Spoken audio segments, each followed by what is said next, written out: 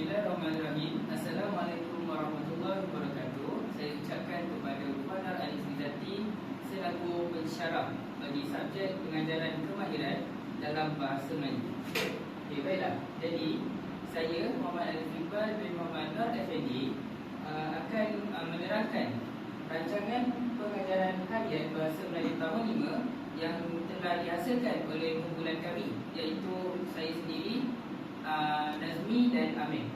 Okay, baiklah.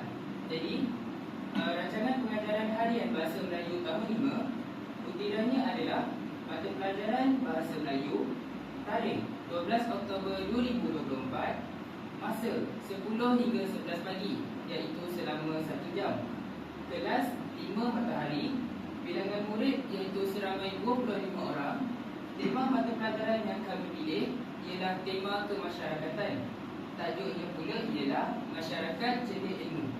Kemahiran atau fokus yang kami pilih ialah 3.0, iaitu kemahiran menulis. Pengetahuan sedia ada. Yang pertama, murid pernah melibatkan diri dalam aktiviti kemasyarakatan seperti gotong royong. Yang kedua pula ialah murid pernah menulis sebuah karangan pendek yang diberikan. Okey, baiklah. Kita pergi pula kepada standard kandungan ataupun SK. Jadi kami memilih standard kandungan 3.2, iaitu menulis perkataan, frasa dan ayat yang bermakna.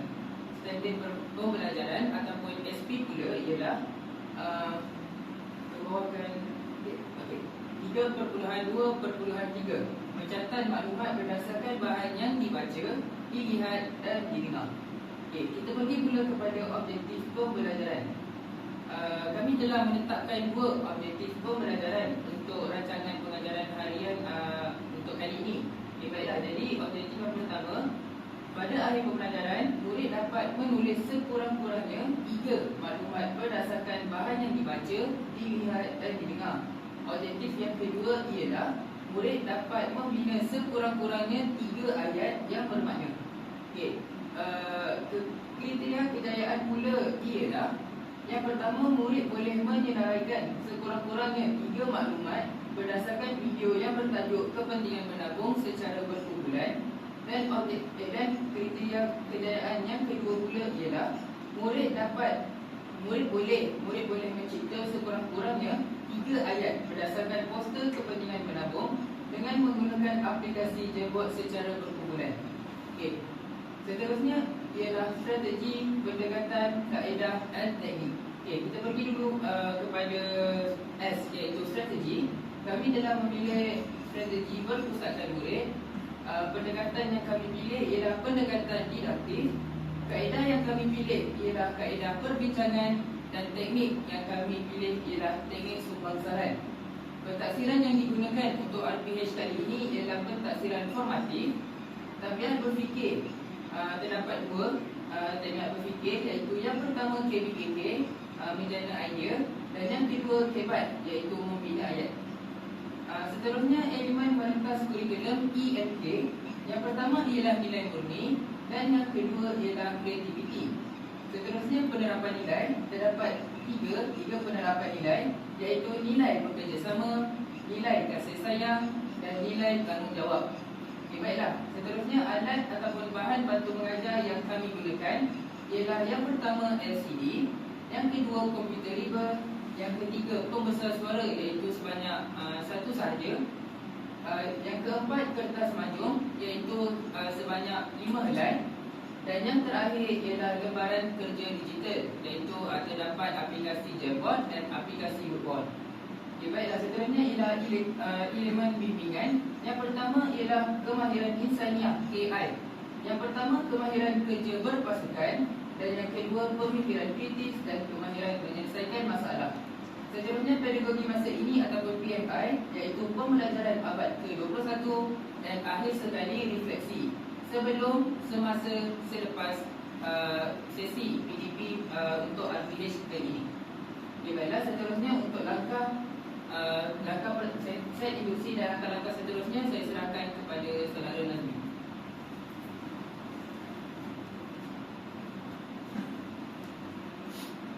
Baiklah, terima kasih saudara Iqbal di atas penerangan berkaitan dengan rancangan pengajaran harian. Jadi kita akan pergi ke set induksi. Set induksi ini mengambil masa 5 minit. Jadinya isi pelajaran yang pertama, guru menunjukkan gambar tentang menabung. Jadi terdapat beberapa cadangan soalan yang akan dikemukakan oleh guru untuk murid-murid. Jadi yang pertama, apakah yang kamu dapat lihat daripada gambar tersebut? Dan soalan kedua, pernahkah kamu menabung? Jadi jangkaan jawapan yang mungkin dijawab oleh murid-murid adalah mungkin murid akan menjawab tangan memasukkan duit shilling ke dalam balang. Yang kedua, mungkin ada di antara murid yang menjawab menabung, dan ada juga yang menjawab menyimpan duit. Jadi untuk soalan kedua, jangkaan jawapannya adalah pernah atau tidak pernah menabung. Jadi kita pergi untuk cara pelaksanaannya ataupun aktiviti. Yang pertama, murid-murid ditunjukkan gambar tentang amalan menabung. Yang kedua, murid disoal tentang gambar yang ditunjukkan. Dan yang ketiga, guru akan mengaitkan gambar dengan tajuk pembelajaran hari ini. Jadi seterusnya catatan, BBB yang telah kami guna ataupun bahan bantu belajar, gambar tentang amalan menabung. Kemudian bahan bantu mengajar yang telah digunakan oleh kami adalah komputer riba dan juga projektor LCD. Nilai berdikari serta bertanggungjawab, dan yang terakhir adalah kebat, kemahiran berfikir aras tinggi, iaitu menghubung kait. Seterusnya kita pergi pada langkah pertama, iaitu mengambil masa selama 15 minit. Jadi yang pertama, isi pelajaran yang pertama, guru menunjukkan klip video yang bertajuk kepentingan menabung. Jadi yang tertera di sini adalah link YouTube. Kemudian yang kedua, guru menerangkan jenis-jenis peta pemikiran ataupun peta item kepada murid-murid. Jadi cara pelaksanaan dia, yang pertama, guru akan membahagikan murid kepada 5 kumpulan. Kemudian yang kedua, guru memberikan penerangan tentang peta pemikiran ataupun peta item. Dan yang ketiga, setiap kumpulan terdiri daripada 5 orang ahli. Yang keempat, setiap kumpulan perlu melantik seorang ketua kumpulan. Yang kelima, guru memberikan setiap kumpulan sehelai kertas majung. Dan yang keenam, guru menayangkan video kepada murid-murid. Yang terakhir, yang ketujuh, maafkan saya, yang ketujuh, guru meminta murid-murid untuk menulis sekurang-kurangnya 3 maklumat berdasarkan video dalam peta pemikiran. Menulis sekurang-kurangnya 3 maklumat berdasarkan video dalam bentuk peta pemikiran. Jadi yang terakhir, guru meminta murid menghantar hasil kerja untuk disemak. Jadi kita lihat di catatan, BBB yang telah kami gunakan untuk langkah 1 ini adalah video tentang kepentingan menabung. Yang kedua, guru menggunakan kertas majung. Seterusnya, bahan bantu mengajar yang telah kami gunakan, yang pertama adalah komputer riba, yang kedua adalah LCD, dan yang ketiga adalah pembesar suara ataupun speaker. Jadi kita pergi pada nilai. Nilai ada 2, iaitu bekerjasama serta bertanggungjawab. Seterusnya, okey, itu sahaja untuk set induksi dan langkah 1. Jadi saya teruskan pembentangan kepada saudara Amir. Silakan.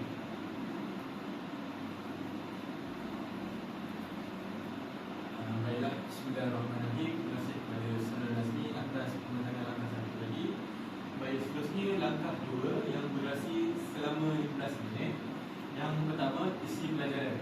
Baik, guru menunjukkan gambar tentang cara menulis ayat. Terdapat 2 slide pembelajaran yang ditunjukkan dan diterangkan. Yang kedua, guru memberikan kod QR Jamboard kepada murid sebagai latihan. Baik, pergi pada aktiviti. Yang pertama, guru menunjukkan gambar tentang cara menulis ayat. Yang kedua, guru menerangkan tentang cara untuk menulis ayat dengan lebih terperinci dan betul. Yang ketiga, guru menyuruh setiap kumpulan untuk membuka peta aplikasi Jamboard yang diberikan. Yang keempat, guru meminta murid untuk mengenai ayat di dalam aplikasi Jamboard. Yang kelima, guru menjadi facilitator untuk murid-murid. Masa guru mengawasi semasa murid-murid membuat dan menghubungi ayat. Yang terakhir, guru menyimak jawapan kumpulan yang telah siap. Baik, kita pergi kepada bahan bantu belajar yang digunakan, komputer riba dan aplikasi Jamboard. Bahan bantu belajar juga digunakan komputer riba dan LCD. Nilai yang terdapat dalam langkah 2 ini ialah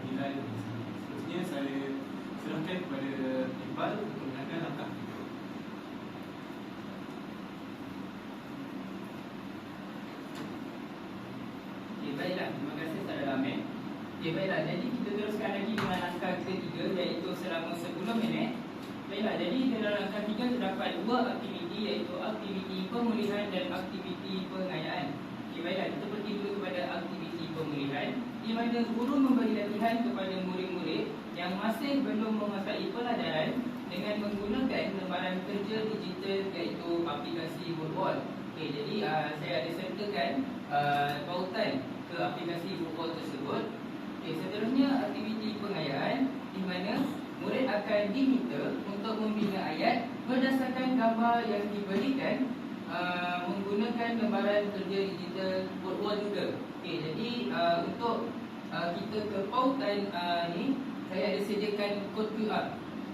Saudara Nazmi untuk nak minta slide ke bawah. Okey, ini. Okey, jadi kita boleh gunakan kod QR ini untuk ke aplikasi Woodwall tersebut. Okey, ke atas dulu. Okey. Aktiviti pemulihan. Okey, yang pertama, murid-murid menentukan susunan ayat yang betul menggunakan teknik yang diajar. Kemudian murid-murid akan menulis semula ayat yang lengkap di dalam buku latihan.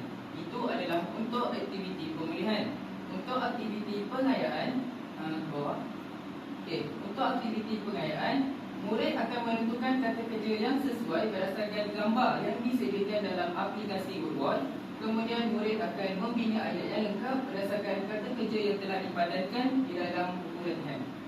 Okey, baiklah. Jadi untuk catatan pula, PPP yang digunakan ialah Computer Reader dan aplikasi Woodwall. BBM yang digunakan ialah Computer Reader dan LCD. Okey, seterusnya. Baiklah, untuk yang terakhir adalah sesi penutup, di mana berdurasi selama 5 minit. Okey, baiklah. Jadi terdapat 3 elemen, iaitu kognitif, sosial dan soalan.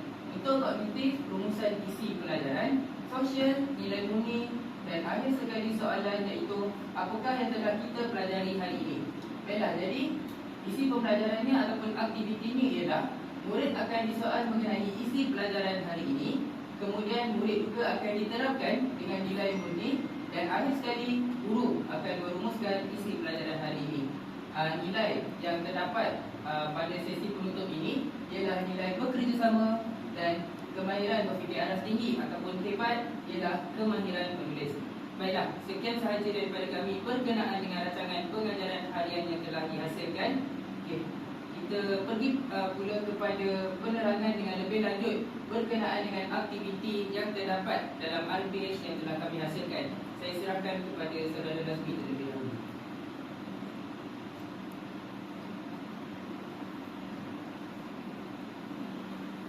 Baiklah, terima kasih saudara Iqbal di atas penerangan. Jadinya hari ini kami daripada kumpulan 3 akan membentangkan tugasan 2, iaitu pengajaran kemahiran dalam bahasa Melayu BMMB 3223. Jadi kumpulan kami terdiri daripada 3 orang ahli, iaitu saya sendiri. Yang pertama, saya Muhammad Nazmi bin Muhammad Nawawi. Saya Muhammad Amir bin Anwar. Dan saya Muhammad Alif Iqbal bin Muhammad Nur Effendi. Jadi usai sudah penerangan berkaitan dengan RPH, kita akan sambung secara terperinci berkaitan dengan langkah-langkah yang akan dilaksanakan di dalam PDP. Okey, ini adalah penghargaan rancangan pengajaran harian bahasa Melayu tahun 5.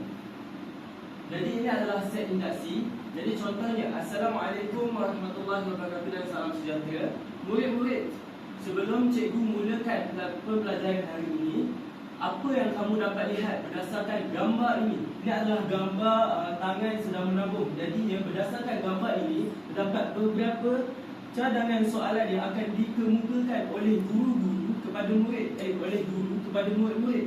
Jadi yang pertama, apakah yang kamu dapat lihat daripada gambar tersebut?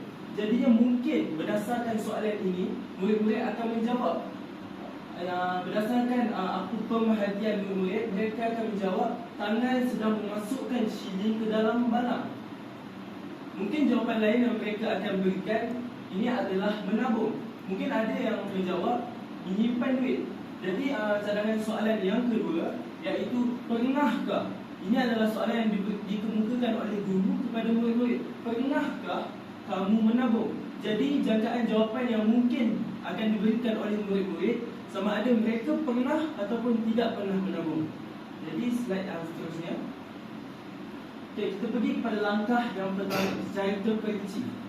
Jadi yang pertama, murid-murid ini pada langkah pertama ini murid akan diberikan pendedahan tentang jenis-jenis peta pemikiran ataupun peta aktif.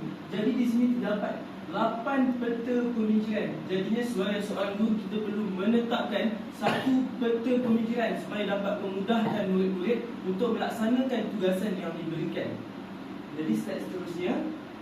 Jadinya contoh peta pemikiran yang dicadangkan ataupun yang telah ditetapkan oleh guru untuk murid-murid bagi memudahkan murid-murid untuk melaksanakan aktiviti ini adalah peta buih. Jadi peta buih ini akan digunakan oleh keseluruhan kumpulan untuk memudahkan lagi sesi pembelajaran. Seterusnya. Okey, seterusnya semua murid akan dibahagikan kepada 5 kumpulan. Seperti yang sedia maklum, dalam kelas 5 matahari ini terdapat seramai 25 orang. Jadinya setiap kumpulan akan mempunyai jadinya pembahagian 5 kumpulan dan setiap kumpulan itu akan mempunyai 5 orang ahli. Okey, 5 orang ahli. Macam ni. Seterusnya pada pembelajaran ini murid akan dipertontonkan sebuah video untuk dilihat, dibaca dan didengar. Ini adalah selaras dengan SP yang telah kami pilih. Jadinya murid-murid akan melihat video ini. Selepas mereka melihat, mereka perlu membaca dan mereka perlu dengar maklumat yang ada di dalam video ini. Usai sahaja mereka mendengar, melihat dan membaca, mereka perlu meneliti dengan lebih mendalam apa yang terdapat di dalam video tersebut. Contoh, ini adalah contoh maklumat yang terdapat di dalam video. Jadi tengok pada tajuk dia, kenapa kita perlu menabung. Untuk slide seterusnya. Contoh maklumat yang kedua yang ada di dalam video ini, jom buat tabung. Dalam video ini menceritakan tentang bagaimana untuk membuat tabung. Jadi murid bolehlah mengeluarkan maklumat-maklumat yang ada untuk dimasukkan ke dalam peta buih. Okey, seterusnya setiap kumpulan akan diberikan sehelai kertas manjung. Jadi seperti yang sedia maklum, guru perlu dalam langkah yang kami buat sebentar di rancangan pengajaran harian, dapat 5 helai kertas manjung yang perlu guru sediakan.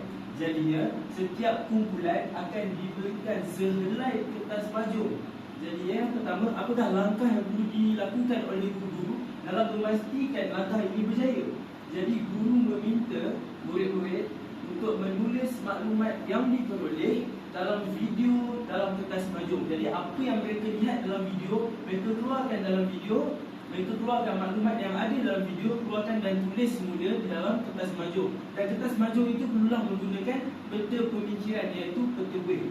Kemudian seterusnya, maklumat tersebut perlulah ditulis dalam peta buih. Maklumat yang dikeluarkan itu mestilah paling minimum ialah 3. Ayat ini selaras dengan objektif yang telah ditetapkan oleh kami. Okey, ini adalah beberapa contoh jawapan yang mungkin murid-murid ini akan tulis di dalam kertas manjung. Jadi kita dapat lihat di sini ada peta buih, tetapi kemungkinan berlainan intipati yang ada di dalam kertas manjung itu berbeza. Mungkin kumpulan pertama tajuk besarnya adalah kepentingan menabung. Kemudian dikeluarkan apakah kepentingan menabung yang terdapat dalam video, dikeluarkan masuk ke dalam peta buih, dituliskan di dalam peta buih. Kemudian yang kedua, mungkin ada kumpulan yang tajuk besarnya cara membuat tabung. Jadi setiap cara-cara untuk membuat tabung, apa yang didapat lihat di dalam video tersebut, apa yang didapat tengok di dalam video tersebut, dikeluarkan dan ditulis dalam peta buih tersebut. Hal ini dapat memudahkan para pelajar untuk lebih menguasai, memahami cara untuk menulis. Jadinya setelah sahaja mereka ini selesai membuat jawapan-jawapan, mereka perlulah menukar ataupun menukar jawapan mereka dengan kumpulan lain sebelum diberikan kepada guru untuk menyemak jawapan tersebut adakah betul ataupun tidak.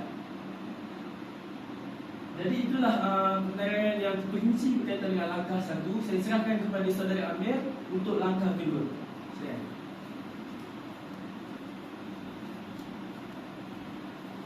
Bismillahirrahmanirrahim. Yang seterusnya langkah 2.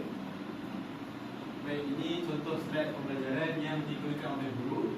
Di sini terdapat cara-cara serta teknik dan langkah bagaimana membina ayat yang bermakna dan dramatis.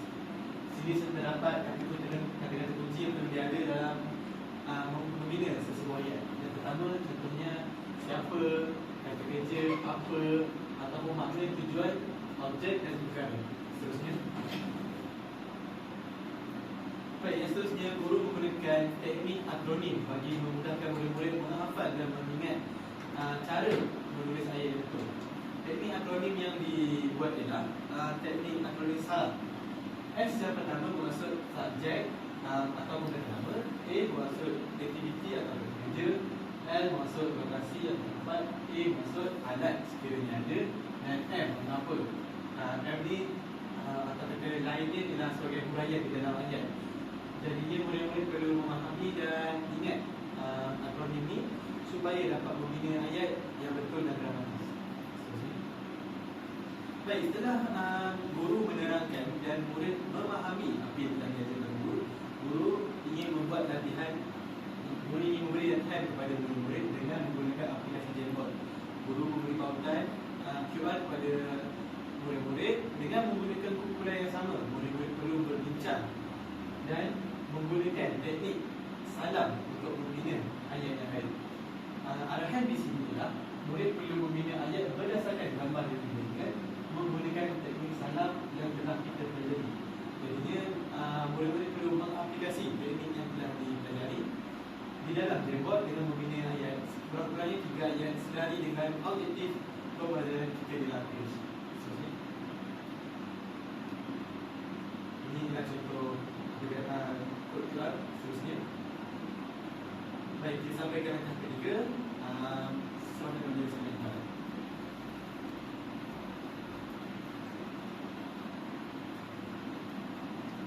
Baiklah, jadi terima kasih saudara Amir. Baiklah, jadi kita pergi pula kepada langkah yang ketiga. Slide seterusnya. Okey, baiklah, macam yang telah dijelaskan pada awal sebentar tadi, iaitu di dalam langkah 3 terdapat 2 aktiviti. Okey, kita pergi dulu kepada aktiviti yang pertama, iaitu aktiviti pemulihan.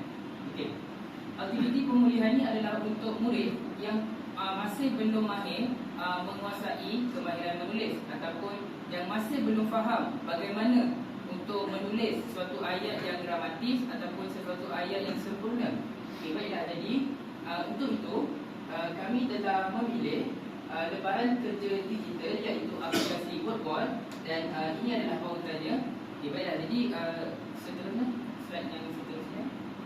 Okay, jadi di dalam pautan yang ditunjukkan sebentar tadi, inilah aktiviti yang terdapat dalam aplikasi Google tersebut, di mana untuk aktiviti pemulihan, murid akan diminta untuk menyusun ayat.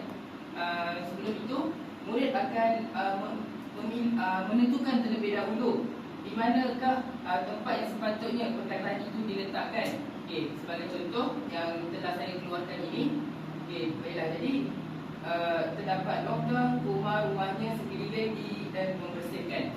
Okay, jikalau ikut teknik salam yang diterangkan oleh saudara Amir sebentar tadi.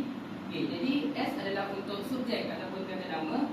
Jadi murid akan memilih kata nama, iaitu Umar.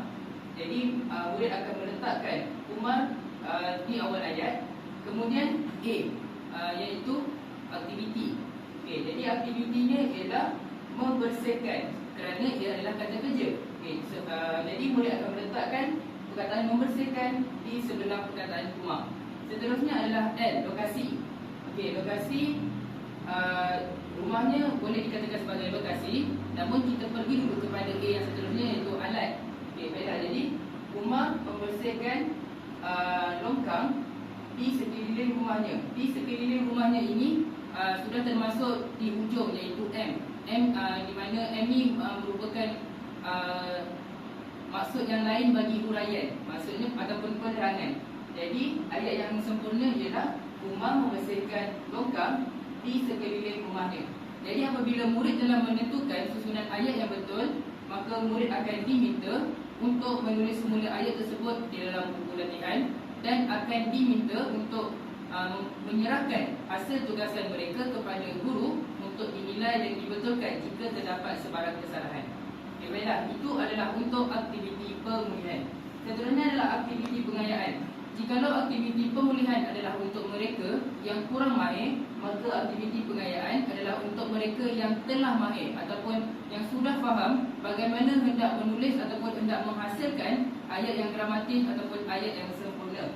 Okay, baiklah, jadi untuk aktiviti pengayaan yang telah kami pilih ialah kami juga menggunakan aplikasi yang sama iaitu WordWall sebagai lembaran kerja digital kami, dan ini adalah pautannya. Slide yang seterusnya. Okay, baiklah, dalam aplikasi tersebut kami telah membina aktiviti yang mana murid perlu membina ayat berdasarkan gambar. Tetapi sebelum mereka membina ayat berdasarkan gambar, di dalam aplikasi tersebut telah disediakan beberapa kata kerja, pilihan kata kerja. Jadi murid akan diminta untuk memadankan terlebih dahulu kata kerja dengan gambar yang sesuai. Apabila mereka sudah memadankan kata kerja dengan gambar yang sesuai, barulah guru boleh meminta murid-murid untuk membina ayat yang lengkap dengan menggunakan teknik salam yang seperti yang telah diterangkan sebentar tadi. Okay, baiklah, jadi itu adalah untuk aktiviti pengayaan untuk mengukuhkan lagi tahap kefahaman murid-murid serta mengasah lagi kemahiran menulis mereka supaya mereka dapat membina ayat yang gramatis dan menggunakan teknik yang betul. Okay, baiklah, jadi seterusnya. Okay, untuk sesi penutup pula, sebagaimana yang diketahui, selalunya sesi penutup adalah guru akan merumuskan kembali merumuskan semula isi pembelajaran pada hari tersebut. Okay, jadi untuk sesi penutup, guru akan bersoal jawab dengan murid tentang apa yang mereka perolehi daripada sesi PDP pada hari tersebut.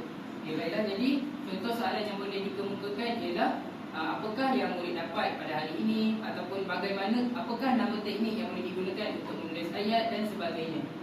Jika murid dapat memberikan respon ataupun memberikan jawapan secara betul dan tepat, maka murid tersebut akan dikira mereka telah memahami apa yang telah diajarkan kepada mereka oleh guru.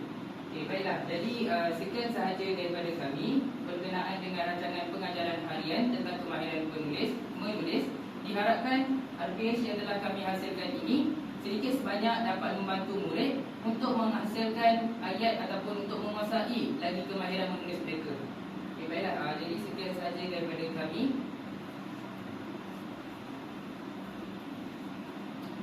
Sekian, terima kasih.